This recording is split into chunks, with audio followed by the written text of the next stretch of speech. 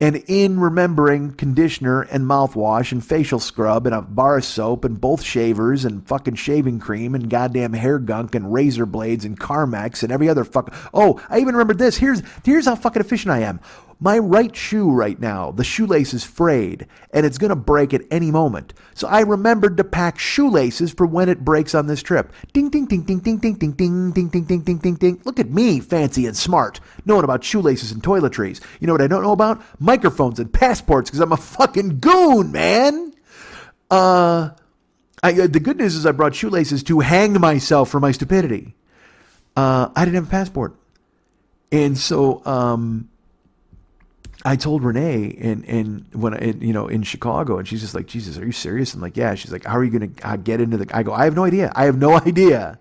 So I posted it, that I had forgotten my passport. And look, man, you guys are fucking awesome, because everybody kind of jumped into action. People tried to help me out. Jeremy in Seattle reached out. He's like, what do you do here? What are you going to do? And Murph, my buddy Murph in Illinois, they're just like, all right, I Googled this and I Googled that. And I will tell you this, they worked very hard, but they were seeing just the same information I was seeing. Because, I mean, I didn't like, sometimes on this show, I portray myself as a guy who just goes, oh, man, and kicks a rock and then sits down and the slingshot falls out of my back pocket. And then Mr. Wilson asks why I'm so sad.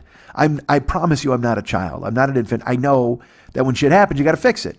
So I was trying to Google all of this stuff about getting into Canada without a passport, figuring out how to get back into America with a passport, without a passport, all these different things. And as I'm Googling them, Murph is texting with me. Fearful Jesuit reached out, and Jeremy, of course, reached out. And they're all trying to help, which is super cool, and I appreciate it. And then I was telling them, oh, I read that, I did read this. And Murph is so ridiculous. Murph is like, oh, I probably know you thought about this and I'm stupid for even trying. It's like, no, dude, you're helping me. Please continue to help me, Murph. You're the fucking king. I get that feeling sometimes. You're just like, look, man, I'm sure you figured this out on your own, or I don't even want to step up. Well, no, please step up. I need the help, clearly. I mean, if I didn't need the help, I wouldn't forget my microphone and my goddamn passport back in fucking California. But both Jeremy and Murph were checking it out, and Jeremy was very gloomy. He's like, look, man, everything I'm seeing saying this isn't good. I don't know what's going to happen. So now I'm trying to think of another strategy. Oh, and Ken reached out too. Ken, who I'm staying with here in Canada, whose kitchen table I'm at right now. And I said to him, I'm like, yeah. And he's just like, dude, what the fuck? And I go, I know. I can't even fucking explain it. So, but again, I explain it this way because I concentrated on minutia, shoelaces and fucking toiletries and bullshit. And also because I kept looking at my ticket and it kept saying Buffalo, because my final destination was Buffalo, even though I was flying to I was going to Toronto eventually. I flew into Buffalo. So in my brain, I didn't even think about Canada, passport, other country. I didn't think about any of that shit. So Ken was like, all right, let me see what I can do here. I'll try to find out some information. And everybody else was fucking Googling and stuff, which was awesome. And everybody was great. And then I made my connecting flight to Buffalo. And nobody on that plane, which was fucking gorgeous. I had a road all to myself. And crashed out, but still trying to figure out what was going to happen. I landed. And when I landed, I texted, Ken had texted me. And Jeremy and Murph were very nice. Murph sent me an email, and Ken just texted me, and he's like, I say, hey, look, I've been Googling stuff. I don't know what's going on, but I just landed. He goes, great. Just let me know when you're down at outside, and I'll drive into the airport. And he's like, okay. And so I said, I don't know how I'm going to get into your country. And he's like, it's taken care of. And I'm like, what? And he goes, don't worry about it. I'll come pick you up. Let's talk a little bit about Ken. Ken with two N's. First of all, he's hogging an N. Clearly, I'm not a fan of that. But, it's Canadian. Maybe it's the Canadian thing. You get an extra consonant sometimes if you're a cool guy. And Ken is a cool guy. And Ken is the kind of guy who, how do I put this? Gets shit done. Ken is the kind of guy who saves the day. Ken's a cop up here in Canada. And so he has connections inside and outside the border. He put in a call to Huggy Bear. I think he called Serpico. They got them on the case. Regardless, I went downstairs and I said, hey, I'm outside. Blackhawks hoodie, big guy, distinct haircut. And he came to pick me up. And I got in and I'm like, all right, I'm so sorry, dude. I don't even know, because I got to apologize. Just like Murph apologized to me for helping me with Google, I have to apologize to Ken for fucking up his night. And he's like, we're good. It's fine. Turns out Ken, I don't want to say in case he doesn't want his magic revealed to the world, But Ken found out some information for me, and I said, okay, cool, we'll see what happens. So we drove through Buffalo. We got to the border. It's about 20 minutes from the airport. And the way it works is, you just show them your passport, and they're like, oh, all right, go ahead inside, And then they give you like a moose head, and I don't mean a beer. You get a Labatt's. Every day, before you go in, they're like, oh, here you go, And you get a Labatt's and a fur hat. But this time, we pulled up, and I will tell you this, I had my real ID, so I was hoping that would carry some weight, because I've got an old driver's license, but this real ID, I had to bring my passport to get it, so that means America knows I have a passport, whatever the fuck. So we pulled up, and the Canadian guy at the gate, oh, hey there, boys, what's your business in Canada? And I said, look, and Ken was like, let me handle it. I said, okay. So Ken did virtually all of the talking. And he said, hey, my friend's an American, and he forgot his passport because, whatever, duh. And they had a good Canadian laugh. Those fellas in Canada's pants. They're so forgetful, eh? And so they chuckled uproariously. And then I gave him my real ID, and then I gave him my 2 bank cards, because that's going to get you in. Hey, look, Citibank and Bank of America have trusted me with plastic. So please let me into your country. And he said, oh, you mean the kind of plastic you use in plastic explosives, Hey, you're planning on coming in and causing some mayhem, He never said any of those things. But he's like, all right, here you go. Here's your paperwork. You're going to have to pull in and go talk to someone, And I said, wow, okay. Because it was going far too smoothly, no doubt, at the gate. And Ken was handling it. It was really good. But then the guy's like, okay, pull into space 12, Because this is fucking weird. Get this. They have 12s in Canada. Can you fucking believe it? Like, I got up here and I was just expecting a whole new number system. I thought like Sims language. I didn't know what the fuck was going to happen. But they have 12s. Oh, you want to park over in spot 12, So we parked in spot 12, and he said, you're going to go in to the right and go talk to a desk. So we were walking in, and a couple of Mounties came rolling out of the old building. And one of them looked at us, and he's like, do you know where you're going, And we're like, yeah, we got to go in and talk to the guy at the desk. He goes, oh. And another guy walked out. He goes, hey, where are you going there, fellas? And we said, we got to go talk to the guy at the desk. He goes, oh, okay, well, what for then? And I said, well, I'm an American person who's forgotten his passport. Oh, let me see you got your IDs, though. I said, yes. I handed him the bank cards and the fucking thing. And he goes, oh, okay. Well, I'm the guy you got to talk to at the desk, so come on inside. So we go in through the door. By the way, I think I'm more Minnesota than Canada, but that's okay. I'm going to live in it. And I walk in, and this guy, he walks in with me, but then he goes behind the desk. All of a sudden, he's an authority figure. 4 steps made this man an authority figure. Gets behind the desk, and I meet him, and he's like, okay, give me the IDs, And I gave them to him, and he goes, okay, what's your full name? And I said, Michael Glenn Schmidt. He goes, what's your business here in Canada, I said, just visiting friends, coming out for a week, hanging out with some pals. I said, I've done it 3 years in a row. It's totally fun. He goes, oh, then, did you remember your passports then, Yeah, I did. And then he and Ken laugh. Yeah, forgetful, Yeah, I was very forgetful. I also forgot a microphone. Oh, what do you need a microphone for? And foolish me bringing up the microphone. And I just blew it off like I didn't answer his question. I go, oh, yeah, I'm here to hang out with friends. And and he just goes, all right, then. Well, let me take this. And he like fucking filled out a 3 checkmark form. And he handed me my IDs, and he just goes, all right, go in there then, And I said, oh, really? And which I shouldn't have questioned. I was like so happy. I'm like, oh, thank you, sir. I appreciate it. And then I said, hey, let me ask you this. What do I have to do to get back into my country? He goes, oh, you'll be fine. They'll let you back in. I go, I don't know, man. It's a Wild West show down there. And he's like, well, they can't refuse you entry into your own country, So if you show them your ID, you should be okay then. And then Ken's like, yeah, but he's still got to get his passport, right? Because we were going to have somebody FedEx it. I couldn't figure out what the fuck to do. And Ken's like, he still gets his passport, right? And the guy's like, oh, it's probably a best idea, if you have it. It won't. Because here's the way it works. Like, if you got your passport, they might stop you, and look through your car, But if you don't have your passport, they're going to ask you some questions, and it's going to cost you time, but eventually you'll get in because you're an American citizen. They'll be able to track that, but it'll probably work better if you had it, And Ken's like, what about pictures? The guy goes, oh, those should work. And so Ken's like, you don't have to get a chip, dude. Just get a fucking friend of yours to take pictures and text them. And I'm like, dude, that is a fantastic idea. So then, Ken and this guy had back bacon, and they put on their toques, and they had a long conversation in Canada-ish. And I sat there while they laughed. Oh, forgetful. Oh, hey. Hey. They did all that nonsense. And then, man, that was it. We walked out, and I was like, dude, now look at me. Now I'm loose in your country with no passport to tether me. I'm a man without a country at this point. But Ken saved the day, and I was very happy about that because because unfortunately the day needed fucking saving but I brought shoelaces. I should have said that to the guy. I brought my shoelaces. And it was late, and I was hungry, and there's really nothing open in Canada late, so we wound up going to Tim Hortons, which, if you don't know what that is, it's the Dunkin' Donuts of Canada, or Dunkin' Donuts is the Tim Hortons of America. I can't figure it out. But it's donuts, man, and it's late-night food, and we go to this fucking Tim Hortons. We walk in, and it's, look, man, I'm not stereotype Wilson. I'm just going to tell you this happened. It's an Indian crew.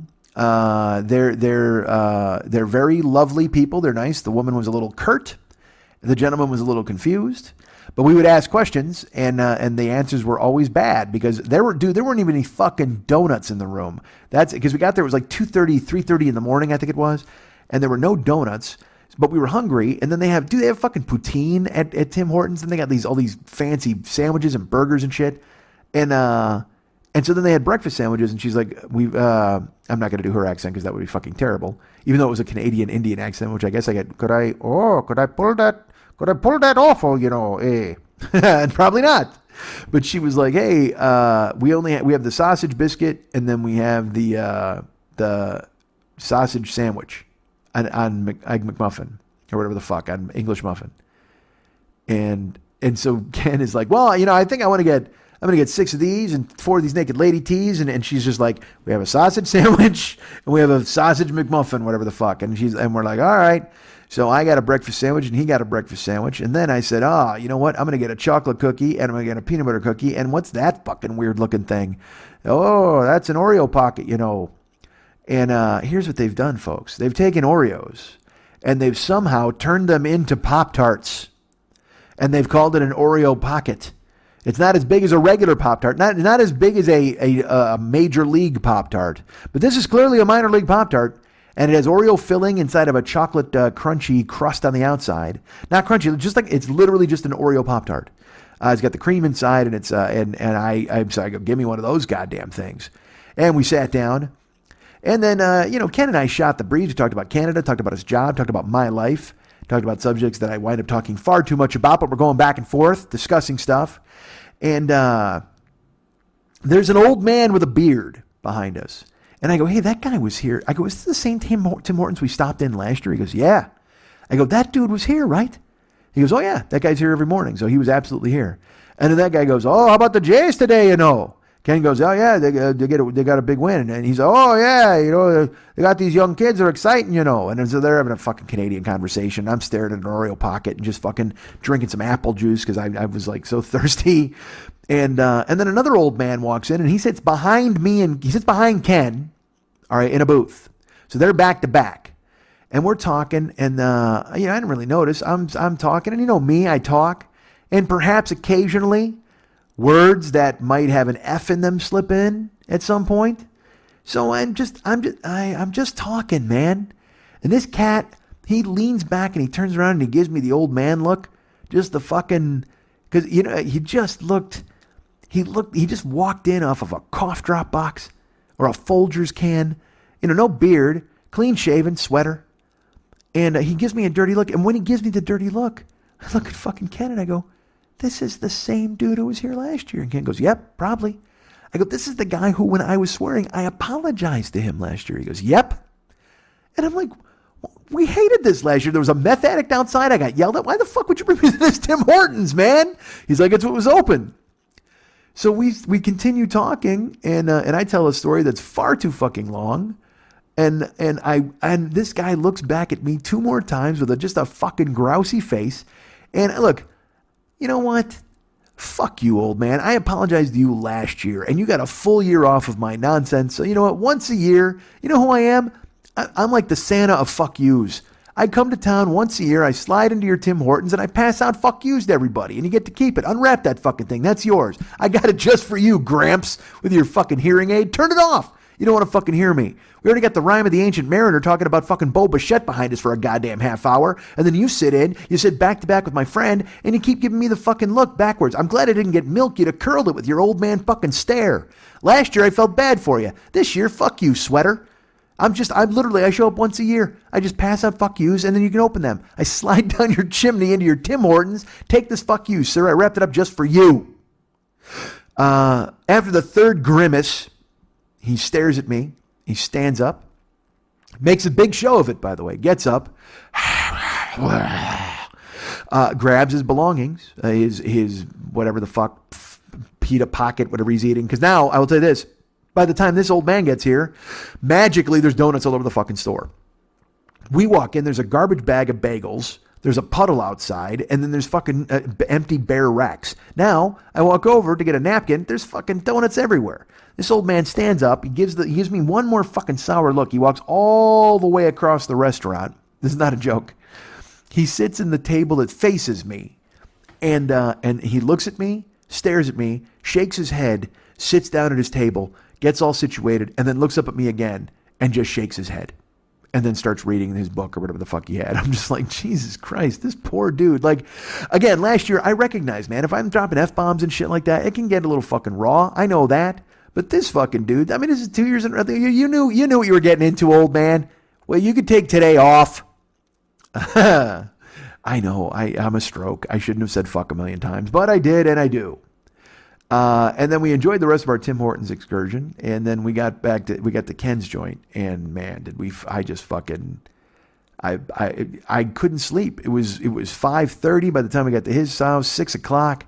Then it was 6:30. I went upstairs to go to bed. It was 7. Finally, I crashed at 7:30 p.m. Or a.m. I should say. 7:30. I just laid down and I was like, fuck it. First night in Canada. I made it in. I snuck in like fucking some spy behind enemy lines. I was able to make it into the goddamn country. No microphone, so I can't eavesdrop. But that's okay. I've got plenty of facial scrubs, so my skin will look fantastic, and I've got shoelaces for any and all fucking tasks that might need shoelaces, up to and including tying my shoes. And I've already spent a couple of days here in Canada. I saw some people. I will tell you this. I'll tell you this part right now. Because I'm going to save some of this. I want to get as much as I can out of the Canada trip for you guys. But I'm talking right now. So yesterday, as you know, I forgot the microphone, and I wound up doing I did a show on a mono microphone because our great friend Tanya brought it for me, a little toy fucking microphone. But it was fine. It worked out good, and I was able to make it work. But I when I mentioned I didn't have a microphone, our good friend Rick Wellbanks sprang into action. He's up here in Canada, and this fucking guy doesn't even live in Toronto anymore, but he used to work at a music store. So he's in Nova Scotia. He's there for the total eclipse of the sun, and he went ahead and called his music store.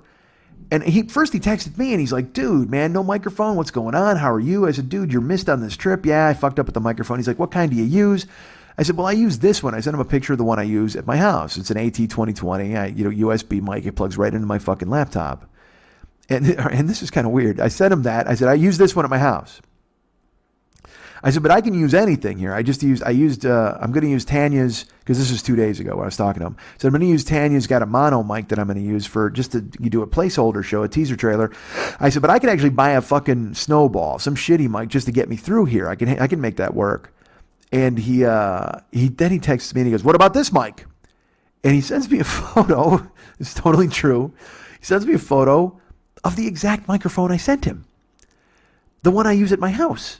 An AT2020 USB microphone. He's like, how about this one? And I'm like, and I don't know if he was teasing or if he genuinely didn't see the photo I sent, but I wrote him and I go, that one would work great. And I think because he sent me a 2020 USB Plus, and I sent him just a 2020 USB, I can't figure it out, but it made me laugh. I laughed out loud. What about this one? I was like, ha. Well, you know what? I'm not going to lie to you. That one looks terrific, considering I sent it to you 90 seconds ago. He's like, here's the deal, man. And he explains to me how he's going to get me this microphone. And because he's like, I need a microphone anyway, so I'll grab this one. You can borrow it and use it while you're in town, and then the guys will just give it back to me. Because again, he's far away. He's in Nova Scotia. They're going to have to ship it to him, and I'm not going to see him this week. But dude, think about that. I'm not going to see this fucking guy this week, but he went above and beyond to contact the store he used to work in Toronto to get this fucking microphone for me. Fucking cool. Again, like I said, Ken gets shit done. Fucking Rick saves the day. Everybody else here is fucking fantastic. Tanya comes through with a fucking box full of wires and shit. It's just everybody here is unbelievably cool. Like I said, Canada's pants. We're above Canada's pants. Let's call it that. I guess it's America's hat still. It's certainly not a visor, as we talked about. But that's the reason I'm able to do this show today and talk to you. But let's get back to what a fuss budget I am. Again, this is me, and I don't mean to be this guy, but I'm this guy sometimes, and by sometimes I mean a lot of the time. This microphone is exactly what I use, but at my house, I have a microphone arm for it, so it sits on a stand, and it actually comes up, it's like right at mouth level. Well, I don't have my microphone stand with me on the strip. I have this microphone which works perfectly, as you've heard throughout this entire goddamn show, but I also, get this, so I also don't have my fuzzball. You know, I used to have a sock that I would put on my microphone, and that was knitted for me by the great Andrea Bills. But instead, then I bought a foam top, so now I got like a clown nose that goes on top of my microphone. It's great. I don't want to pop my peas for you people. But Rick got me a microphone. He's not going to give me a fucking arm, too. He doesn't need one. I don't really need one. But when you open this box, it's got the microphone, and then it has a little tripod stand. But it's not, it's only, I don't know, 5 inches tall, maybe 6 inches tall. So I was scouring around for where to place this microphone, and I found a book. Our buddy Ken's reading a book. So I grabbed the book. So I have to put the stand on top of the book, and it's still not high enough. So I'm now hunched over like a fucking ridiculous AM DJ. I've just got my shoulders are hunched. I'm going to need a fucking massage at the end of this goddamn broadcast. And I've got the tripod balanced on the book. I'm leaning forward talking. And why am I not popping my peas? Because I'm talking directly into one of my Hanes socks. And it's me. It's a sock on a new microphone that was provided by Rick Wellbank, sitting on a fucking book that Ken's in the middle of reading. It's a piecemeal show. It's a sock and a microphone and a book that I never thought would come into play this week. Well, a sock I did because it's going to be a sock, but I mean, it didn't going to be a fucking microphone thing. I thought I was going to be fine, and then I forget everything, but yet Canada rallies. Canada saves the fucking day. Tanya saves me yesterday with a goofy-ass toy microphone. Rick saves me today with this fucking microphone. Ken gets me into the goddamn country. Murph, working. Jeremy, trying. Tim Horton. That's a failure. I'm not going to lie to you. That's a failure. Clearly, that's a failure. But everything else has been clicking on all cylinders thanks to the kindness of everybody who reached out and tried to help me. I appreciate it very much. And like I said, I'm a fuss budget man, but I still fucking get it done. Because if I have my own microphone on my own stand at my own desk in my own house, I can bust out a show for you guys. And if I hit the fucking road, whether I'm in my car with a phone, whether I'm at my ex's house naked in bed with a goddamn microphone, whether I'm here in Canada with a new microphone that belongs to my buddy Rick on loan, and a goddamn fucking sock, a tube sock and a book, and a table, and a cop snoring his ass off upstairs. I'm like the fucking post office. Neither wind, nor rain, nor sleet, nor fucking hail, nor a snoring cop, nor a fucking tripod that's only 5 inches tall, or a fucking book, or Rick Wellbank's living in Nova Scotia. None of that shit's going to stop me from bringing you guys a fucking podcast. And don't think it doesn't make me happy to know that you're here every fucking week to listen to it. You guys can get me at MikeandMikeSchmidtComedy.com. You guys can be my friend at Facebook.com/The40-Year-Old-Boy. You can follow me at Twitter.com/The40-Year-Old-Boy. Did you know I'm on Instagram and Snapchat? I am Mike40YOB at Instagram and Snapchat. I'm out there lurking. Find me, snap me, send me something, please. I thirst for your content. Include me in your loop of friends. I must see your photos of you in your most intimate settings. I'm on the PS4 network, too, at Mike40YOB, if that does something for you, which it probably won't, but who cares? I'll fucking mention it. Why not? So that's Twitter, that's Instagram, that's Snapchat, that's all the places I am. That's where you'll find me. Our buddy Ryan Dirks, he does all of the web stuff for the show. You can find him at Facebook.com/Ryan Dirks. I owe him a note myself, but I owe everybody a note, including Charles Jousma. And our buddy David Hernandez. You may know David Hernandez, right? He's the king. The man who does all the music, the man who does all the artwork for this show. He's the best of all time, and you want to go ahead and find him. Be his friend at Facebook.com/The40-Year-Old-Boy. You're not going to find him there. What? Folks, I apologize. I'm all twisted up. I'm in a different time zone. I'm in a time zone. It's me and Johnny Lydon. It is not Africa Bambaataa because he is very busy at the orphanage. That might be in questionable taste, but who cares? All right, so here's the deal. Our buddy, what the point? Literally, fuck. Sorry, Jowsma. You want to find David Hernandez. You want to be his friend at Facebook.com/David Mex Hernandez. That's where he is, and that's where you'll fucking find him. And while you're there, peruse all of his photos that he has and all of the artwork that he's done for this show, because he's been tagged in all of it. You can find it and take a look at it. It's amazing stuff. And you're going to want to hire him to do artwork for you. That's right. You're going to want to do that. You can find him at artbydmh.com. But before you do that, like I mentioned, go to facebook.com/David Mex Hernandez. Check out all of the stuff he has on display. You can see all of the artwork he's created. And also, he has a Facebook club. That's right. It's a closed club. Closed club, which is my favorite kind of sandwich. He has a closed club that you can go ahead and check out called That's Dumb, I'm Dumb, You're Dumb, We're Dumb, Everybody's Fucking Dumb. I think it's called that. It might be a little shorter than that. But I think it's called, literally, it's That's Dumb, You're Dumb, I'm Dumb. Or it's You're Dumb, I'm Dumb, That's Dumb, They're Dumb, We're Dumb. And what it is it's a group of like-minded people exchanging memes and basically casting their jaundiced eye askance at the world and sharing their skewed viewpoints on this page together. If you'd like to be part of that group, you can go ahead and check out the page. Well, no, you can't actually. It's closed. You can go ahead and ask to be made a member of the page. But if you do that, I got to warn you, our buddy David Hernandez is going to reach out and give you 3 questions to answer. 1, 2, 3. There you go. That's 3. That's a hat trick. A hat trick of questions. Can you pot that hat trick? Oh, that's right. I use Canadian terms because I'm up here, eh? You got to go ahead and, what's it all about? Well, it's about you getting a hat trick of questions answered, and then that's dumb, they're dumb, we're dumb, I'm dumb, about. So you want to go ahead and answer these questions. 3. How many questions, let me ask you this, how many questions do you have to answer to get it to be a member of That's Dumb, They're Dumb, We're Dumb, I'm Dumb, You're Dumb? 3, a 1, a 2, a 3, a 3. That's how many questions you got to answer. So do it, man, and be part of the fucking group. Because then when you're in there, you can see other characters he's created in his artwork travails. I think he's got a cat named Bumpus. Is that his name? Rumpus? We had a rumpus room on the plane. Slumpus, I think that's his name. Regardless, he's created all of these fucking magnificent creatures. He's created all of these great memes. He's made unbelievable artwork. And you want to hire him to do artwork for you, this is the place to go, because you can check out his facebook.com/David Mex Hernandez, see all the stuff he's done for this show, which is astonishing. You can join the Westside 86 Jokers fan club. Why not? Get in there because he's done a ton of artwork in there as well, and you'll see really fucking evil looking cool stuff. And in this is dumb, that's dumb, you're dumb, I'm dumb, they're dumb page, go ahead and check that out because he's got tons of artwork there that he's created, original characters, and that's the kind of work he can do for you. If you wanted to paint something for your house, paint something for your office, he's available to do Facebook caricatures, all of those cool-ass things, but you got to contact him first at facebook.com/David Mex Hernandez. But also, if you want to check out his more corporate artwork, which I enjoy, and he's got a fucking cool-ass, just a whole bunch of great stuff at the website, I'm going to tell you to go visit it now. Well, first, facebook.com/David Mex Hernandez.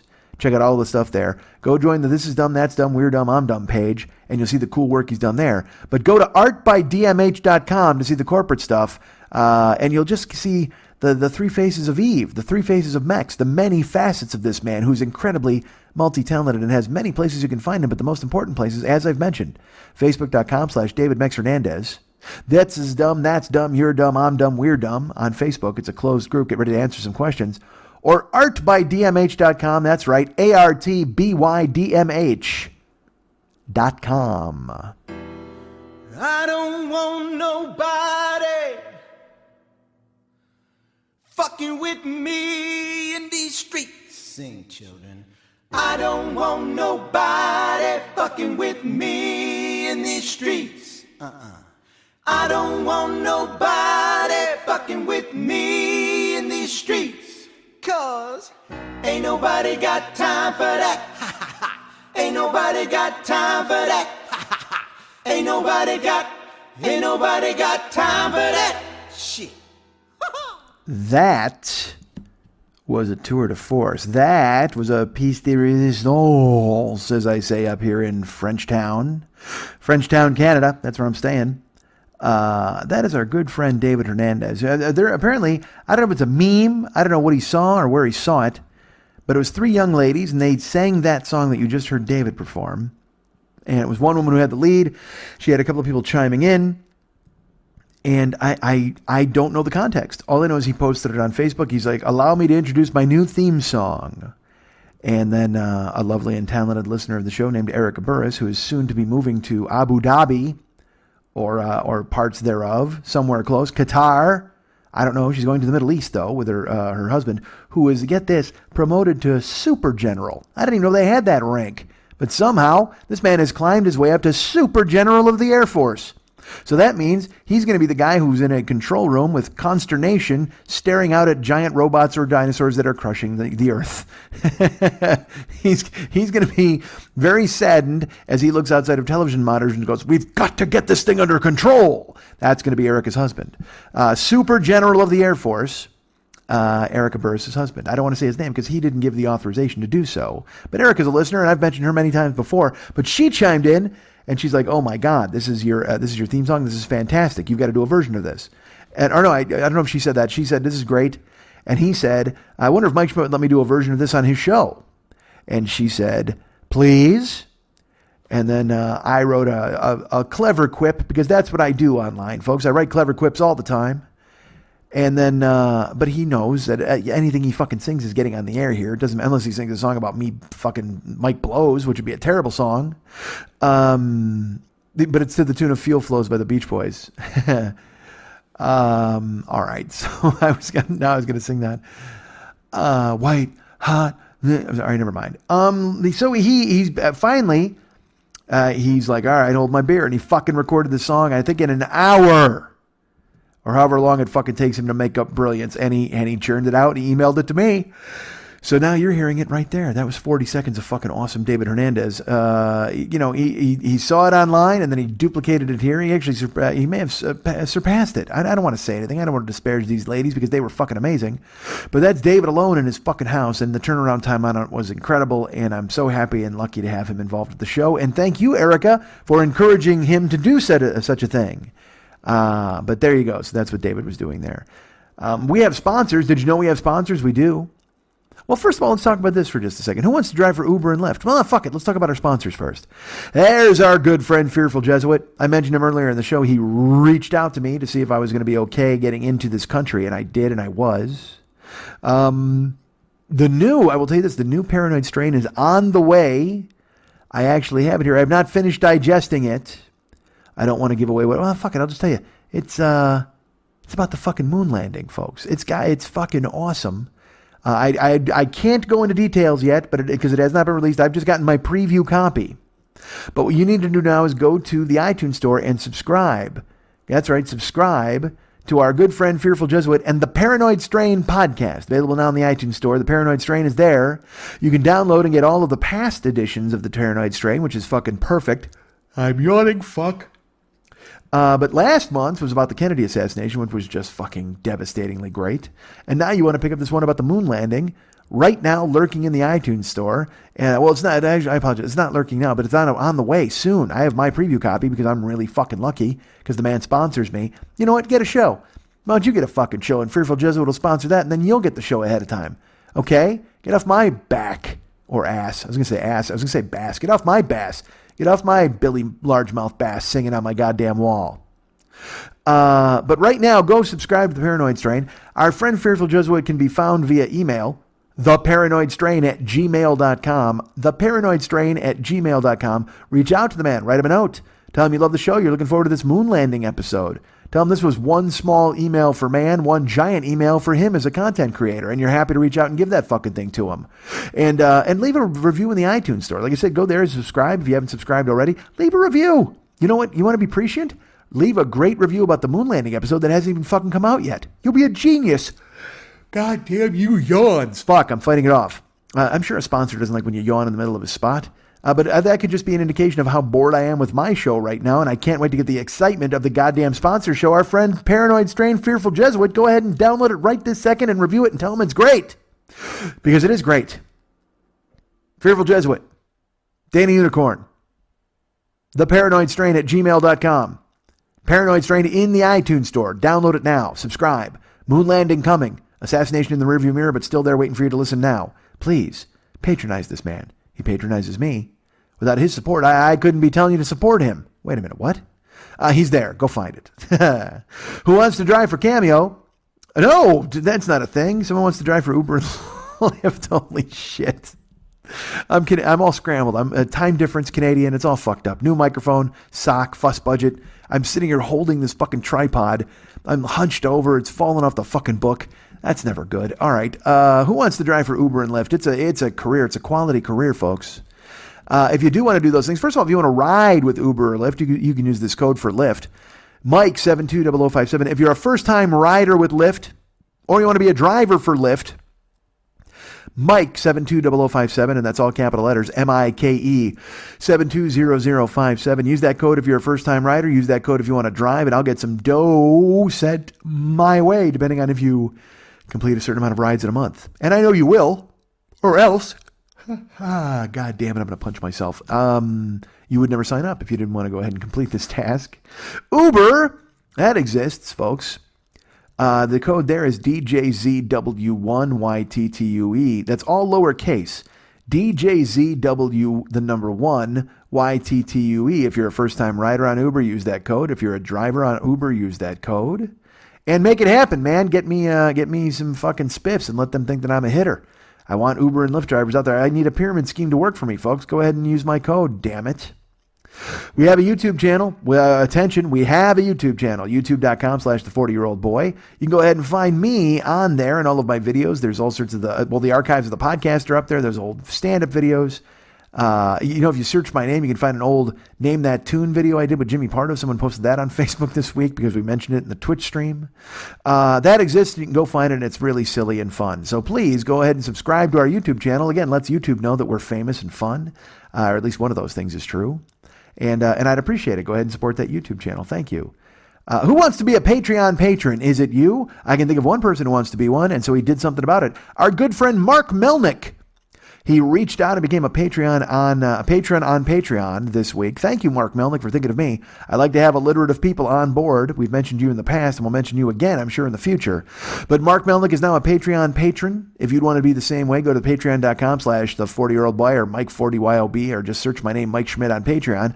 You'll find me, and you can become a patron there and support this show, support the Twitch streams, support any endeavor that I might wind up doing, trips like this to Canada. Why not? You want me to go do live shows, live podcasts, live things? Then go ahead and become a patron of Patreon and think of me. And when you think of garbage, think of Akeem. Do that as well, please. But go ahead and subscribe at Patreon. Become a patron at Patreon to this show, Mike Schmidt, live comedy, the 40-Year-Old Boy podcast, and the Twitch stream, and all of that cool stuff. We need your support. And you know who knows all that? Mark Melnick. So he stepped up, goddammit. Go ahead. Be a fucking Melnick. If you're out there right now and you're doubting the fact that you think you should be a Melnick, I'm telling you right now, be a fucking Melnick. Don't half-ass this shit. Step up and be a fucking Melnick today. Go to patreon.com/me. Mike, whatever the fuck. Search my name and you'll find it. And go be a fucking Melnick, won't you? If you go to MikeSchmidtComedy.com, you go to the media. No, not the media page. You don't want to go there. That's a cool page, though. But you should go to the merchandise page. And when you're there, we know that's the Joe Business page. When you're on there, you'll find the Amazon link that supports this show. Click on that, and then you're shopping at Amazon. Because, look, you're going to shop at Amazon anyway. They run the fucking world. And if you want to get something, you're going to want to get it from Amazon because you don't want to leave your goddamn house. You're hiding under the covers. You want to get a sex toy or perhaps some corn on the cob holders or some other bullshit, a weed whacker, whatever the fuck. Order all that stuff from Amazon, and they'll bring it to you this second post-haste. But use my code while you do it. Go to MikeSchmidtComedy.com, go to the merchandise page, look for the Amazon link floating there on the old wall, and then click through. And then there you are, discovering a world of pure imagination. And you're buying edible buttercups, and you're buying all sorts of big, giant, inflatable candies. And please, just don't get stuck in the fudge pipe. That's all I ask. Do not get stuck in the chocolate pipe when you go ahead, just like Augustus Gloop. Yeah, and as we all know, there's nothing more painful than getting an Augustus Gloop caught in your chocolate pipe. So please don't be Augustus. But actually be a hoarding over purchaser of things using my link. That would be fine. Go if you want to be a fat little Augustus Gloop tribute as you buy stuff because you get at me and I'm starving. That's cool. But don't get caught in the chocolate pipe is my point. But please use the link. We get money, they get money, you get stuff. It's a perfect symbiotic relationship for me, you, and Bezos. Look at us. We got an open relationship, me and Bezos. We let you right in there. We're kind of poly. We're kind of open. We're just trying to make you the meat in a goddamn Schmidt Bezos sandwich. Why not climb between us? Just a couple of fucking hard-ons pointing right at you. You just get in there and we'll just fucking square peg round hole the shit out of you one night. Look at me sticking my hard dick in your back. That sounds horrible. I can't believe I said that sentence out loud. And yet here it is. And I'm not going to go back and take it out. That lives forever. That now in 10 years and I'm plugging this fucking show, I'm going to go back and listen to episode 49 of year 11 and hear the worst sentence I've said in the history of this goddamn show. So please use the Amazon link. We get money, they get money, you get stuff. Again, think of me and a naked Bezos and you making money for all of us. That's fantastic. Thank you for thinking of me, going ahead and doing that. Patreon, Amazon, YouTube, Uber and Lyft, and Cameo is the thing I want to talk about right now. Cameo is the thing where I can call you. And look, I was talking about it, and for some reason, there was a run on it. I think I did 4 of them this week, right? People were very nice. Our friend Mary Beth, our friend John. I don't want to say more names because these people don't want me to say them. But regardless, I did these messages. Who was the other? I think I did 3. Was it 3? There was a third. Oh, Elise. I did one for Elise, our good friend Elise. So people who reach out on Cameo, I will do a message. And I'll tell you this. The messages I've been making are quite long. So I'm going to scale them back in some way. So if you've gotten a Cameo up to this point and you got a long message, well, good for you, because it's not about to be another long message again. Although it might be. I don't know. I went to like Gilbert Gottfried and people like that. They're doing like minute-long messages, minute and a half. I'm not kidding. 2 of the Cameos recorded this weekend, 13 minutes. I think I told you that yesterday on the teaser trailer. So I'm going to have to fucking throttle that down. Nobody wants a mini podcast showing up in their goddamn phone. Or do you? Maybe you do. But book me on Cameo and we'll find out. Who knows what you'll get? I could talk for 6 seconds. I could talk for 60 minutes. It's a coin flip. It's a crapshoot. It's another thing that's like another thing. So please go ahead and book me through Cameo and I will send you a message via the phone and you'll see my face yapping with my perfect hair and my slowly being revealed cheekbones. Why not? Go ahead and look at me when I talk. You hear me now? That's great. Do you hear me now? Ha ha. I hate that guy. And he switched jobs, didn't he? He was the Verizon guy. Now he's like the Sprint guy. Why would you go to Sprint? I had Sprint. It was fucking awful. Oh, Sprint was one of the worst fucking experiences of my goddamn life. Let me tell you this, folks. Before I left my house, I was cleaning up and getting stuff done. What was I going to culminate in? What was I telling people to do? What did I just say? Amazon. Yeah, do that. I was, I'm cleaning my house before I split, which is a good thing I did because now that Pat Francis, my good friend, is going to have to go to my house and take photos of my passport and send them to me so I can get back into the country. I did laundry, took the garbage out, brought in my recycling, did all the dishes, cleaned the counters, cleaned the bathroom, all the stuff I needed to do to get out of town. And then the last thing I did was I packed a suitcase, but I made the bed. Now get this. I made my bed and it's warm in Los Angeles. I don't have a cover on the bed. I have 2 top sheets. So I'm going with topsy-turvy. I'm going a couple of top sheets and they're together. And so I made the bed and I do this, the thing where you grab the edges and you throw it in the air and it comes down gently and then you straighten it out. Well, I did that and I felt something hit my foot. And I was like, well, I don't know what that is, but whatever. I'm not even going to look. So then I fucking shook the sheets out of my bed and I did it again. I made the bed. And then I looked down where my foot was and I was like, all right, because then I'm terrified. No, I don't know. Was it a bed bug? Was it another bug? Is it a spider who was in my bed just waiting for me? And I shuffled them out. Is there a spider family in there lurking, trying to fucking get a hold of me? I don't know, man. All I know is something fell out of the bed and hit me in the foot. And I looked down and I saw a white thing on the ground. I'm like, what the fuck is this? I pick it up, dudes. And I knew from the shape what it was, but I didn't know what the fuck it was doing in my bed. I pick it up. I'm not fucking kidding you. It's a fucking Rick Nielsen Cheap Trick guitar pick. What the fuck? How did that get in my bed? Like I bought this bed from Siegel a million years ago, all right? And I've made the bed numerous times since. In fact, I've changed the linen more than once and washed it and heated it up, and I've moved the mattress around. I've actually flipped the mattress to try to keep it space, and never before has any sort of guitar pick fallen out. So I don't know if this was tucked in the seams.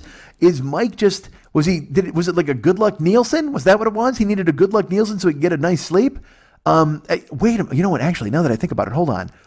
Perhaps, and you hear me, and I swear to God this wasn't written. It just popped into my brain right now because I was just going to vamp on this on the way out because it was ridiculous to have this pick. I texted it to Pat. I found this thing in my fucking bed. I have no idea how it got there. I don't know I have no clue. But now that I think about it, perhaps. Now let's enjoy. And I know you're already way ahead of me. It flashed into my head, but now I'm going to relay it to you. But you already knew I was going to say this.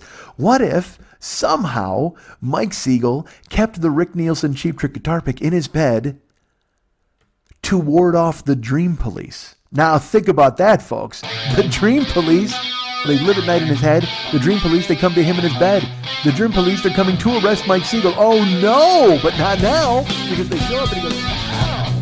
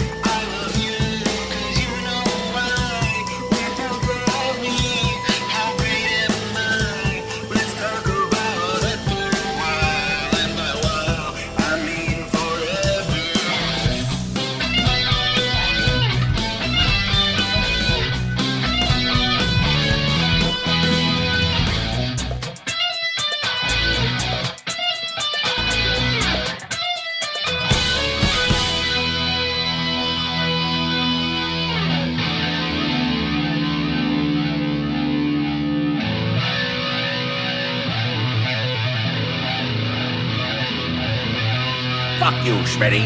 You don't come to a throne if you're not gonna suck a dick.